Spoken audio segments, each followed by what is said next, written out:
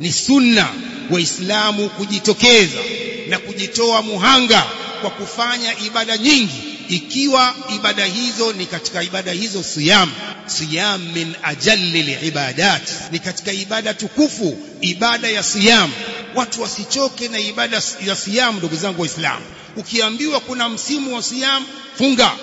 Situ min Shawwal, funga. Alkhamis walithnain, funga. Kila inapotokea msimu huo wa siyam, tunatakiwa tujitokeze na tujitolee muhanga, tufunge ibada ya siyam. Ni ibada adhima. Qala Allah ta'ala fi alhadith alqudsi, as-sawmu li wa ana ajzi bi, saumu ni yangu na mimi ndiye ninayelipa kwa ibada hii ya siyam. Kwa saum ni ajalli liibadat, inafanyika katika siku hizo 9 zijazo za Dhulhijja. Siku ya 10 naam ni Eid, ni haramu kufunga, lakini siku 9 ndugu zangu ni sunna kufunga siku hizo.